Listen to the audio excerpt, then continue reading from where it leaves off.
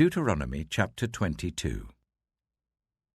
If you see your fellow Israelite's ox or sheep straying, do not ignore it, but be sure to take it back to its owner. If they do not live near you, or if you do not know who owns it, take it home with you and keep it until they come looking for it. Then give it back. Do the same if you find their donkey or cloak or anything else they have lost. Do not ignore it. If you see your fellow Israelite's donkey or ox fallen on the road, do not ignore it. Help the owner to get it to its feet. A woman must not wear men's clothing, nor a man wear women's clothing, for the Lord your God detests anyone who does this. If you come across a bird's nest beside the road, either in a tree or on the ground, and the mother is sitting on the young or on the eggs, do not take the mother with the young. You may take the young, but be sure to let the mother go, so that it may go well with you and you may have a long life. When you build a new house, make a parapet around your roof, so that you may not bring the guilt of bloodshed on your house if someone falls from the roof. Do not plant two kinds of seed in your vineyard. If you do, not only the crops you plant, but also the fruit of the vineyard will be defiled. Do not plough with an ox and a donkey yoked together. Do not wear clothes of wool and linen woven together. Make tassels on the four corners of the cloak you wear. If a man takes a wife, and after sleeping with her dislikes her, and slanders her and gives her a bad name, saying, "I married this woman, but when I approached her, I did not find proof of her virginity," then the young woman's father and mother shall bring to the town elders at the gate proof that she was a virgin. Her father will say to the elders, "I gave my daughter in marriage to this man, but he dislikes her.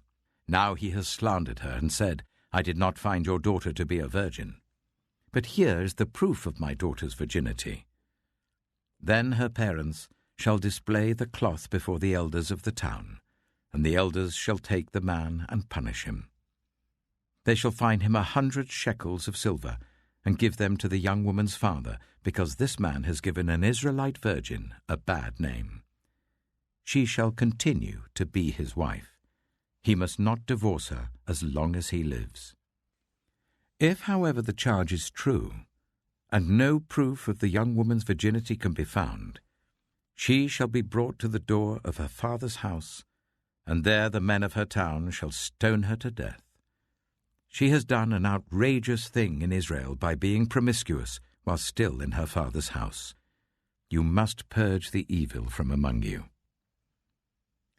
If a man is found sleeping with another man's wife, both the man who slept with her and the woman must die. You must purge the evil from Israel. If a man happens to meet in a town a virgin pledged to be married and he sleeps with her, you shall take both of them to the gate of that town and stone them to death. The young woman because she was in a town and did not scream for help, and the man because he violated another man's wife. You must purge the evil from among you.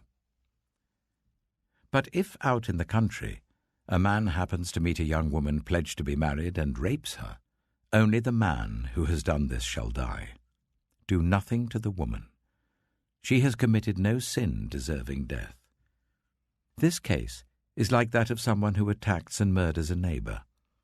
For the man found the young woman out in the country, and though the betrothed woman screamed, there was no one to rescue her.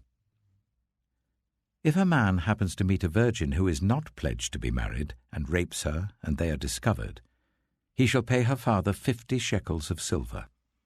He must marry the young woman, for he has violated her. He can never divorce her as long as he lives. A man is not to marry his father's wife. He must not dishonor his father's bed.